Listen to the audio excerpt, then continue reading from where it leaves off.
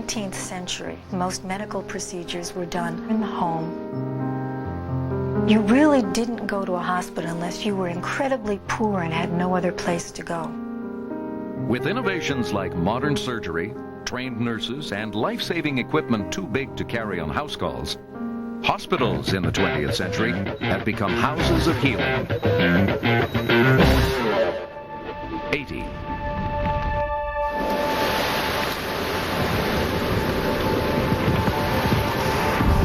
Weather prediction around the turn of the century could be done just as well by a talented amateur. Your best guess was that the weather tomorrow will be like the weather today. That beat most predictions. Though weather science has made many big leaps in the 20th century, the biggest breakthrough in the accuracy of forecasting came in the 1950s, with the use of computers to model weather systems and predict the movements of storms and their severity using numerical formulas.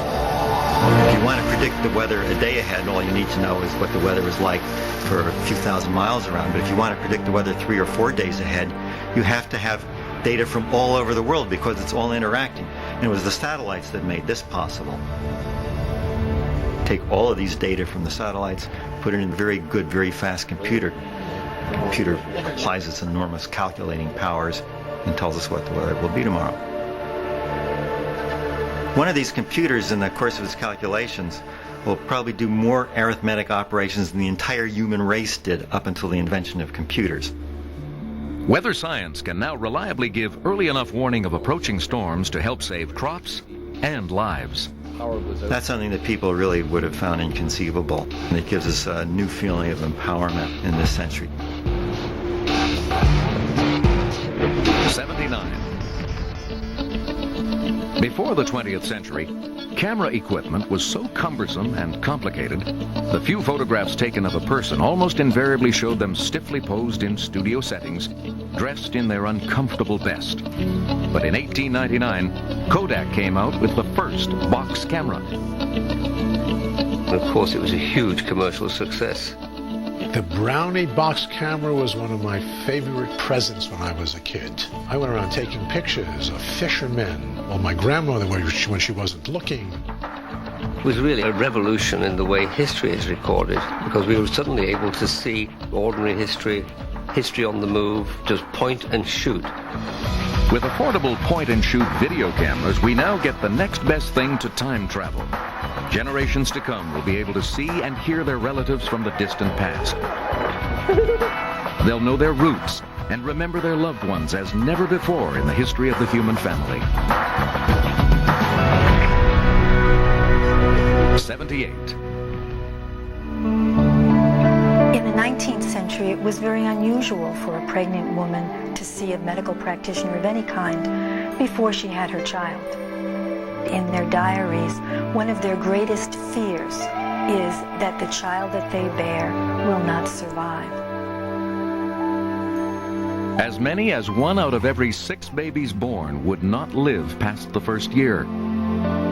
With informed pre- and postnatal care, birth has become dramatically safer for mother and child. 77. While hiding in an attic in Nazi-occupied Amsterdam, the young Anne Frank wrote a diary of her experiences.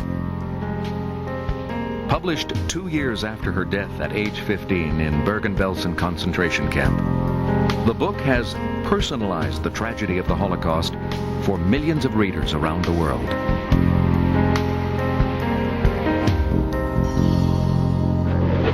76. Although the continent is millions of square miles in area, no one had even seen Antarctica before the 19th century. Bitterly cold and virtually devoid of life, with a constantly moving ice cover thousands of feet thick, it has the worst weather in the world. Yet in 1911, 2 teams of explorers set out to cross it, each vying to be the first to get to the South Pole. Recent reports that Robert Peary had made it to the North Pole had focused all attention on getting to the only end of the Earth where no man had ever been before. The physical ordeal was absolutely tremendous. You're not crossing a stable land surface. You're crossing ice packs liable to open up into great chasms of freezing water. It's very, very, very difficult. Nearly 3 months after they began their arduous overland trek, British explorer Robert Scott's group managed to get to the pole only to find a tent and flag already planted there by Norwegian Roald Amundsen. None of Scott's group returned alive. The glorious failure of Scott, going with his men all the way to the South Pole, and when he gets there, finding a note from Amundsen, the Norwegian, saying he was sorry he got there first a few days before. Got there before, not because of any greater courage, but because he was better organized. He had dogs instead of ponies. And then Scott coming back and 11 miles from his food cache, dying, and leaving behind a literary memoir in which he ends, "God look after our people." It touched a real inspiring strand in folk memory. Nothing succeeds like a glorious failure in holding people's imagination. 75.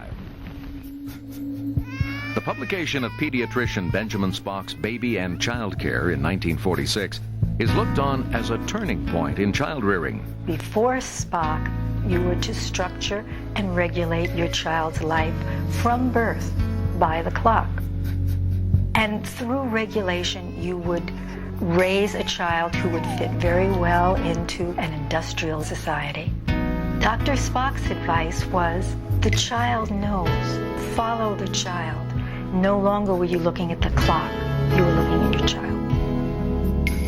Many people claim that it's child rearing, which was inspired by Spock's Baby and Child Care, that gave people who were students in the 60s and the 70s the idea that they could go out and influence society and create the world of their own.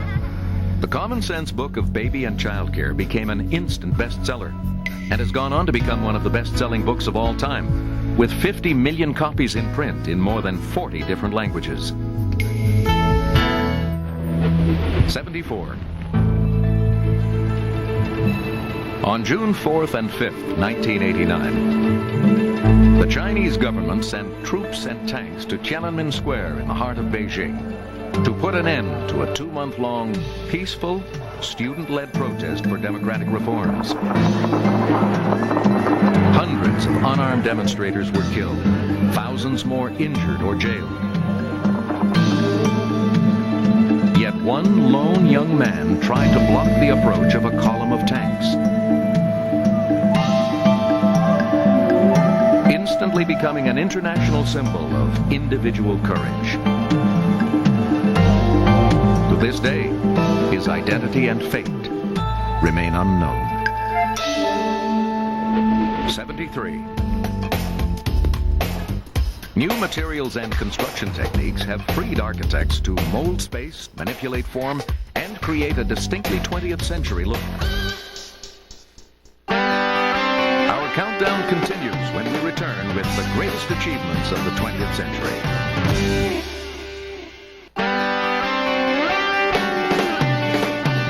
Number 72.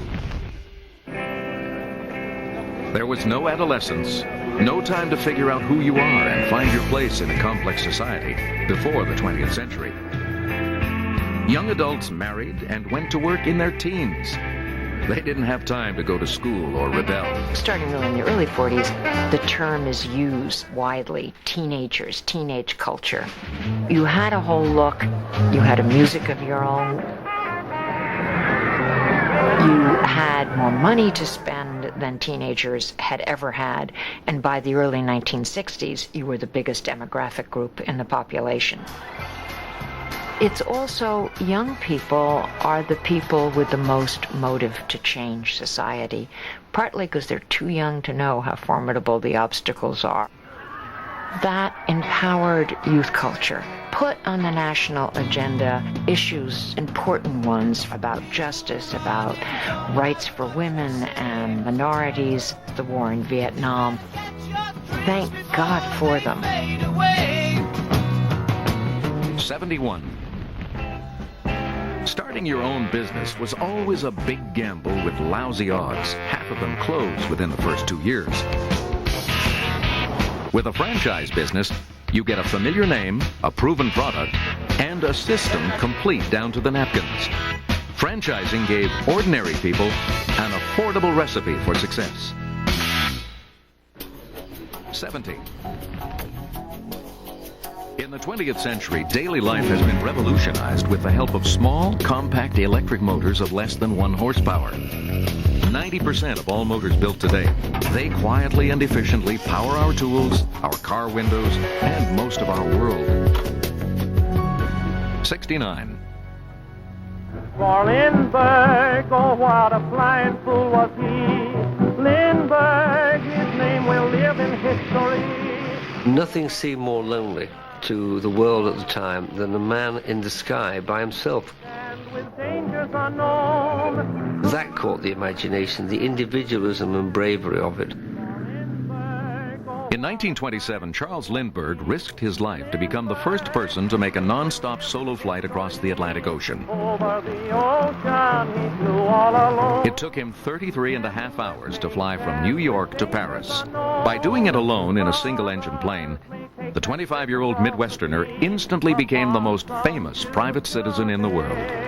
But take your hat off to Lusty Lindbergh, the eagle of the USA. 68.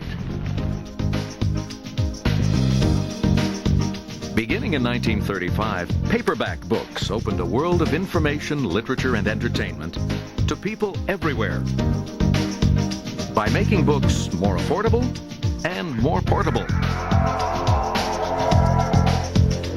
67. In 1902, a young engineer named Willis Carrier developed a miraculous device he called an apparatus for treating air, which both cooled air and lowered its humidity to any level desired.